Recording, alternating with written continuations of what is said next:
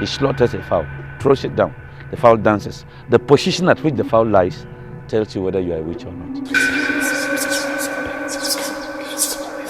Almost a deed journey, or you will sky a dear drew. What the daddy, or the abomin, not more Jeff feed her, no more Jeff. Mammy!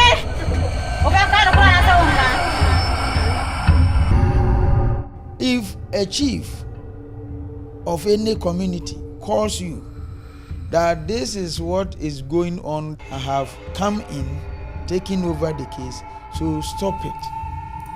My brother, that ends it.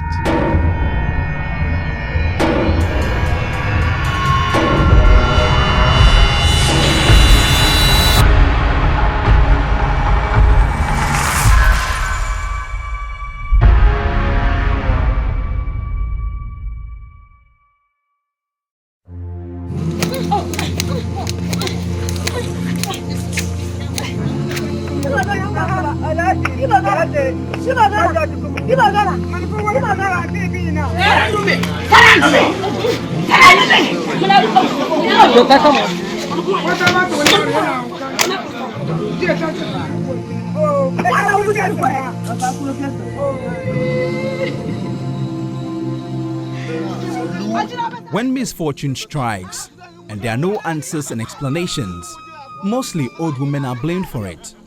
Sometimes the accusation starts with very flimsy reasons.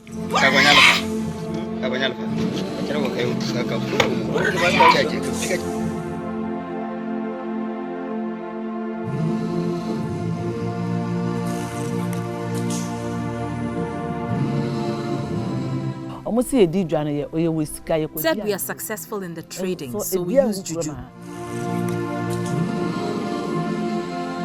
That is the story of Mary Ibrahim, a resident of Sumpini in the Damango constituency in the Savannah region. She has now been compelled to relocate to another community.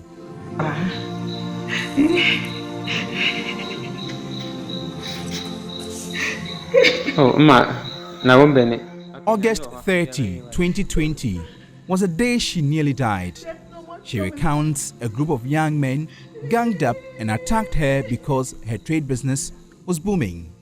Mary said the young men said they had received a revelation that she was hatching plans to kill one of them to ensure her business booms.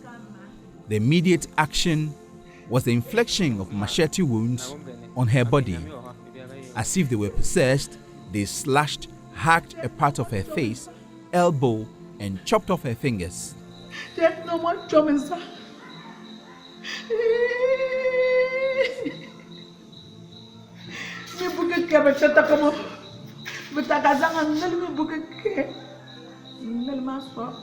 That made me say, pet not sound no more fussy. Oh, move, bro, for my yoga from bed. Oh, what the daddy? The young men besieged my home and started accusing me. Before I could talk, they started slapping me and they slashed me with a machete. I started bleeding in the nose and mouth. I was confused, so I asked them why they were attacking me. They said I was a witch, and I was shocked. I asked, have I killed anyone? Have I made anyone sick? So why are you attacking me? Their fathers supported them. Their fathers told them to kill me. They hurt my child's eye. But they chased me and started slashing me with a machete. They cut off my 2 fingers. My neighbor came to my rescue. I had difficulty walking. Before I could get to her house, they cut part of my arm and the side of my face. They started lashing me. I have very bad scars.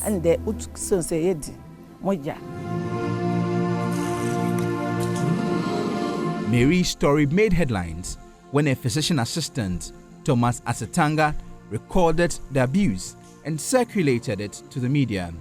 According to him, Mary could have easily died from the life-threatening wounds. So he circulated pictures of the attack to the media with the sole intention to exert some form of pressure on the police to arrest the perpetrators. All she could say was, Meba, Pacho Buamwai, Meba, Pacho Buamwai. That was all she could say. And I think that also was one of the reasons why I decided to send pictures out, because I felt this needed to be out there for people to see what had happened. That was just my motivation. I wanted to get justice. The chief of Sumpini community said he called the police to act, and they arrested 5 people, but the main culprits bolted. Immediately, even I was told that there was bloodshed in my village. Well, and before I came here, I passed to police. I reported the case to them. Yeah, that there was something smelly in my village, so I need their assistance. Before I came, they were not in town. Because I came with police, they were not in town, they all bolted. Have they come back? They started coming after the case. Gafada no this kind bomisan. What the 2 gem, no the shame. Hey. For the first time, the perpetrators of such brutalities would face the law, or so it seemed. Unfortunately, the case did not progress after the second adjournment. Mary's brother says he felt pressured by many parties to settle the case out of court. So, they yielded. I was also the only brother who could support. And so when the issue came up, I had to be called to try to allow sleeping dogs to lie. Whilst they were not dead, they could take care of our medical bills. In one of my engagements with the magistrate, he told me that very powerful hands are in the case already. So what he could do was that he will adjourn the case to another time. Then when we got to court, the judge was happy that they have made a step of paying our medical bills. So the judge could go on to say something. Looking at the powers that were coming and present, I realized that I could not fight those powers, but rather than to agree to what they proposed. So it isn't that I was forced, but circumstances made me to actually agree to those conditions. The chief of Sumpini also said the magistrate instructed him to settle the case out of court. The magistrate even said it, that he should come to me. I myself, I was not happy at all. I was not happy, but because they said I should unite the people, well, I was compelled to. I was compelled even to unite even the people. You spoke to the MP? Yeah, I spoke to him. And what did he tell you? So the MP said, okay, he will help, and then he did help. He gave 150 million. Samuel Abulai Jilapo.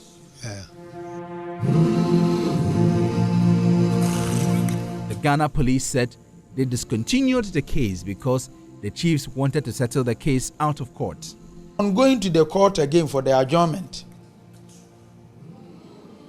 some opinion leaders, including the chief of the town, the assemblyman, some political heads, came in and said they are families. The suspects and the victim, they are families. It is unfortunate they've tagged the woman as a witch and has done that nasty thing to her. So they have taken up the case. They want to settle the bills at the hospital, compensate her, and then reunite them. So they are appealing that police should exercise patience for them to settle all those things and see if it will work. In these 3 or 5 northern regions, we have a peculiar problem, which is that if a chief of any community calls you that this is what is going on, this is what is happening, I have come in, taking over the case, so stop it. My brother, that ends it. Settling such a criminal case of this nature strengthens and promotes impunity to perpetrate more heinous crimes. Human rights lawyers and activists are appalled that the police would discontinue such a critical case.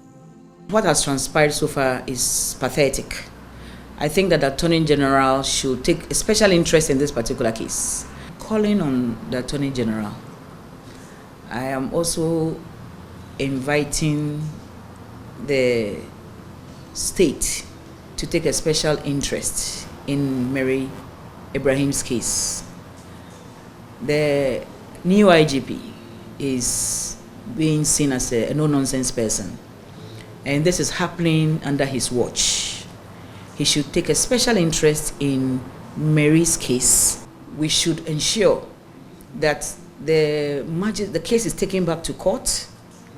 The perpetrators that are walking the streets are rearrested and prosecuted. We have to see justice for Mary. Mary is pained that a group of men decided what happened next after she was brutalized. They did not pay for what they did to me.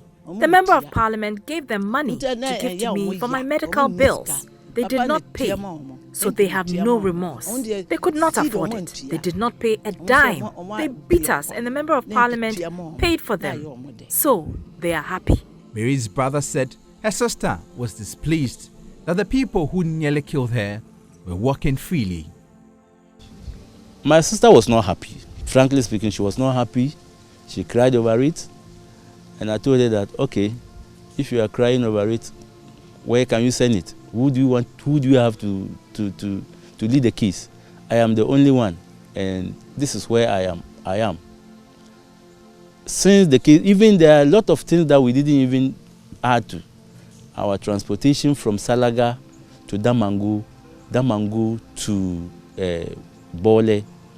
On those occasions that when we come to Damangu, I have to check in the guest house. Paid 100 cedis a night. Paid for my sister. And those number of times that we go, all those things were borne by me. And just that I needed to see my sister alive and kicking, I had to do all that. Mary is, however, grateful, Member of Parliament, for paying her medical bills, but she wants the boys who unleashed and rained horror on her be arrested.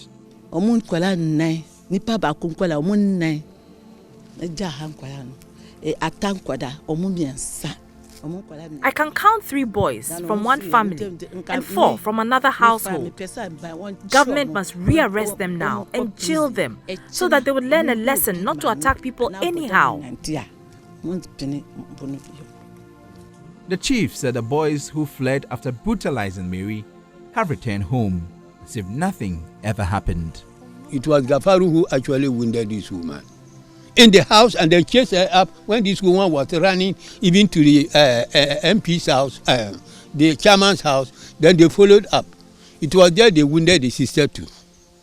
After enduring taunts from her perpetrators, she relocated with her entire family to Salaga.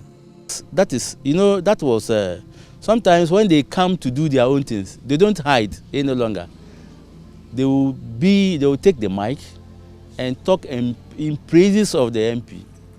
MP did this, MP did that, and it is as a result of him that we are this and that, and so we are jubilated because we have been released now. All those things were being said whilst my sister and the children were there. So they called them to me and I said, look, don't worry. The only thing is that playing music, they danced to it, and they were very happy. So that is the most painful aspect of it. First, the old room born first, your friend Gafaru. I know all the boys who hurt me. Jafaru was the first to slap me. Jinda, Jina, and Furu. Jinda, Jina, Furu. The wounds have healed. The remnants of body scar and emotional scar remain, gnawing deeply at her heart. Mary says she will not know peace until the boys are brought to book.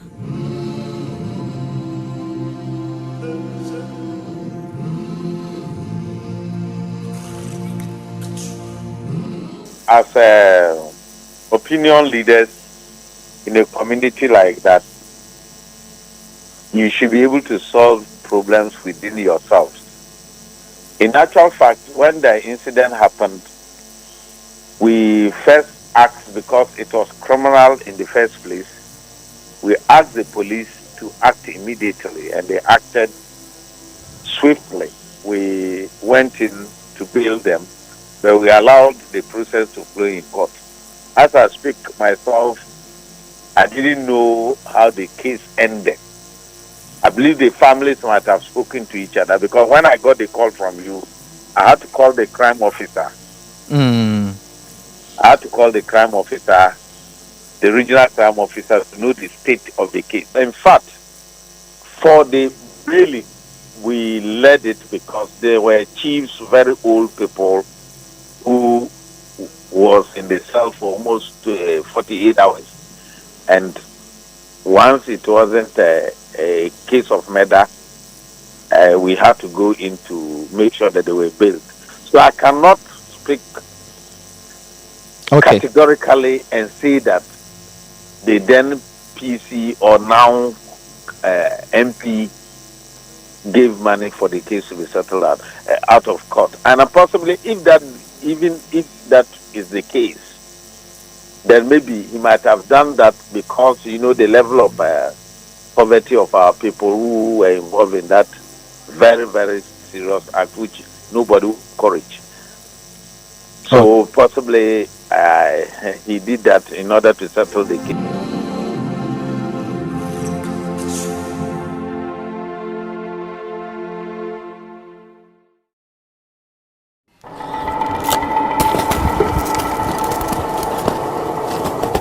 He slaughters a fowl, throws it down. The fowl dances. The position at which the fowl lies tells you whether you are a witch or not. If it lies at the back, you are not. If it lies at the stomach, you are. But on many occasions, they are not even sent to witch trials. Some are brutalized.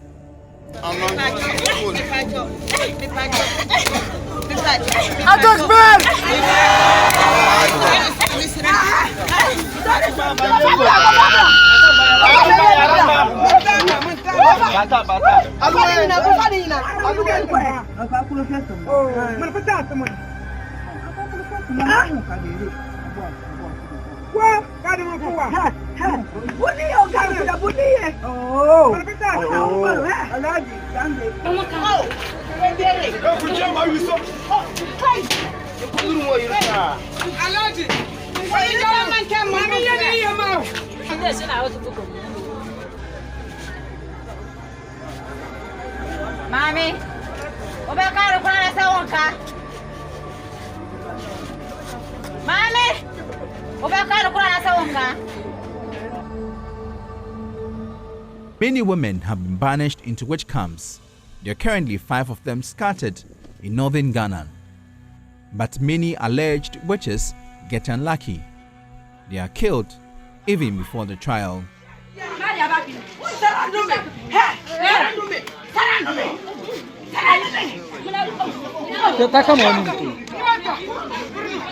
That was the story of Ikea Dented, a 90-year-old woman who was tortured till she died.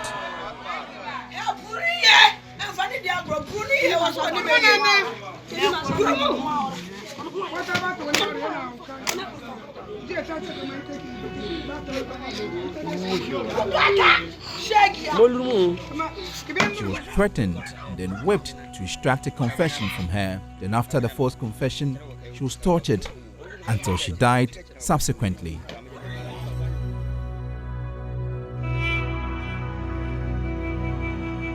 I will make an appropriate contribution also to the Akua Denta Foundation to express my own revulsion at the awful tragic act that has occurred in this region.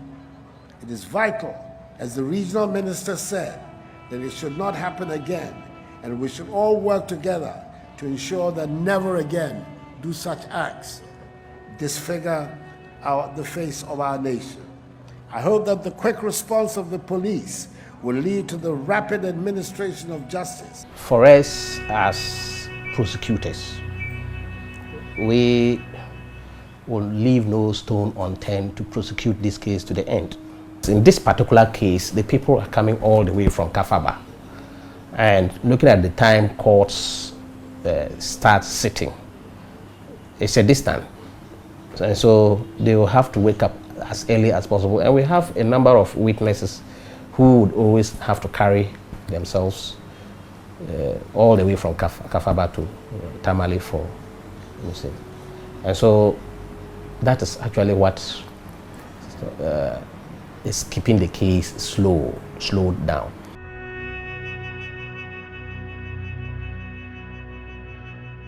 A lady picked a quarrel with me, and her son accused me of being a witch. Later, the people in the village took me to the Gambaga witch camp. They performed rituals which showed I was not a witch, so I came back to the village. The boy came to attack me at home. He was aiming for my neck, but I blocked it with my hand and he chopped it off. He fled, and to date, the police say they can't find him.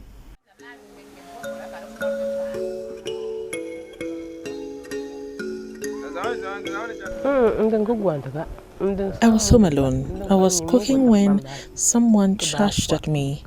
He was aiming for my neck, but I saw it fast enough and instinctively blocked it with my hand. So my hand got chopped off.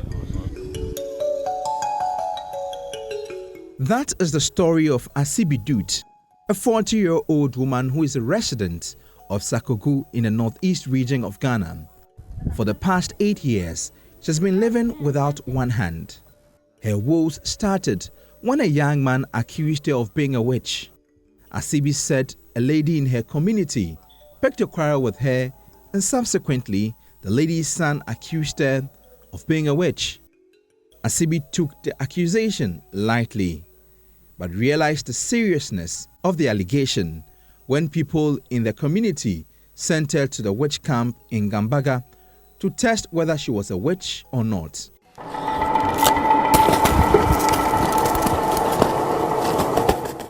The way a chicken died would determine her fate and the entire course of her life.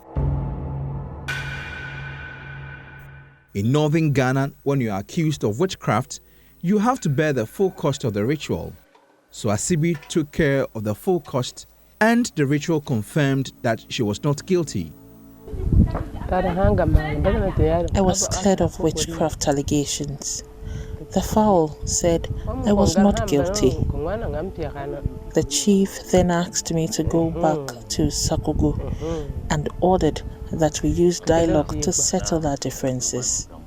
Asibi, who was 8 months pregnant, said she thought she was free, but the young man had other plans. I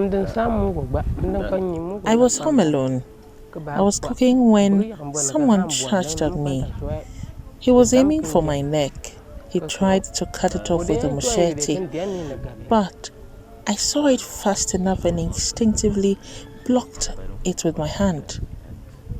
So my hand got chopped off. He then fled.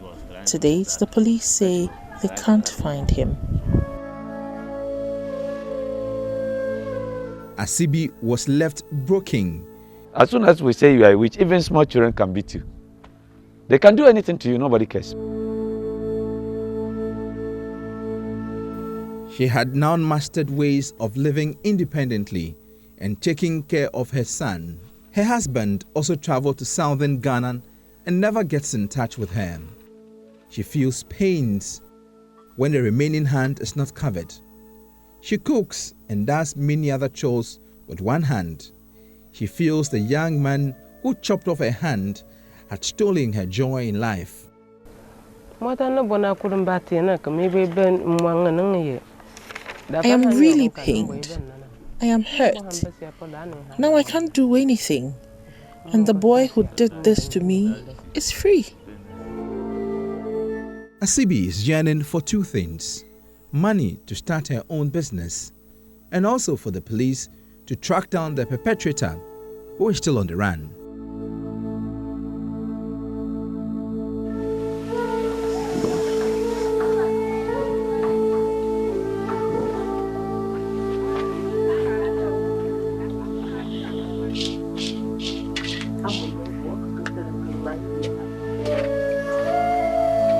The next victim is Kwanjet Langbon.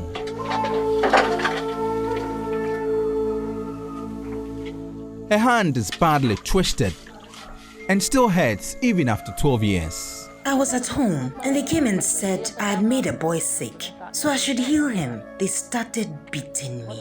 In the process, I fell and badly twisted my arm.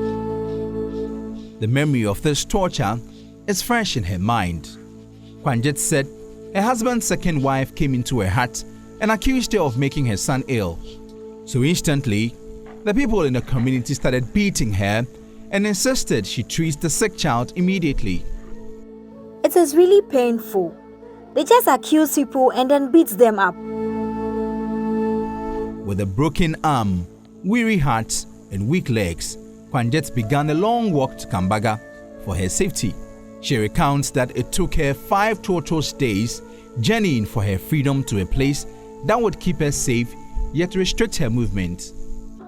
I had to just run. My arm was hurting, but I needed to save my life, so I walked for 5 days. I slept in bushes without food and water. I really suffered.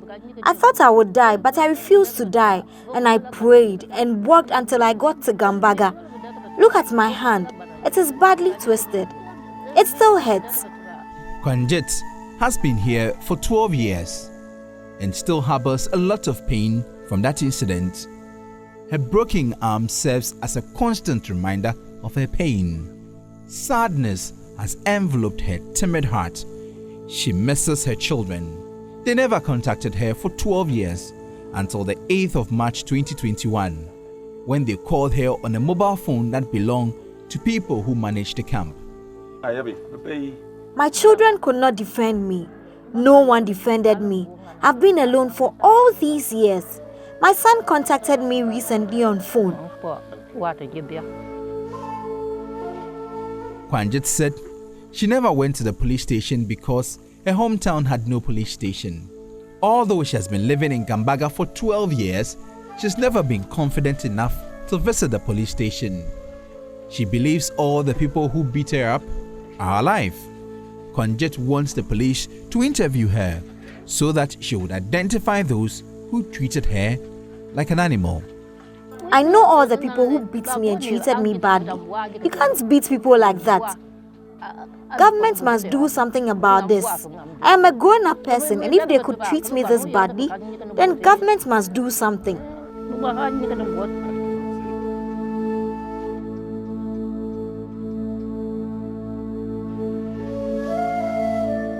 They beat me with a bicycle chain.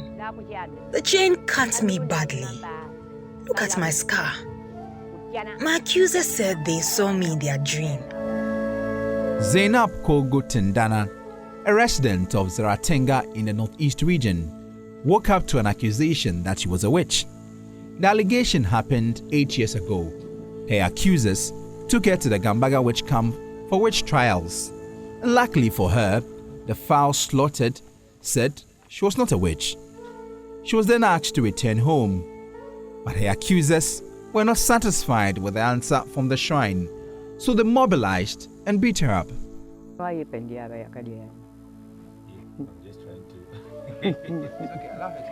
They brought me here. The fowl said I was not a witch, but the people just did not want to live with me. So they started beating me up again. I'm hurt, very hurt. I cried. I still cry. I could not defend myself. I look stupid, as if I am nothing. Zainab said she ran to the police station to report the case, but they did not take her seriously. She added that she went back to the police station for the 3rd time, persistently complaining, until a military officer appealed to the police to arrest the perpetrators. My accusers said they saw me in their dream. The police could not help her. In the long run, they outmoded harmful cultural practice 1. So for 8 years, she lives in a witch camp against her will. Powerful state institutions could not help her.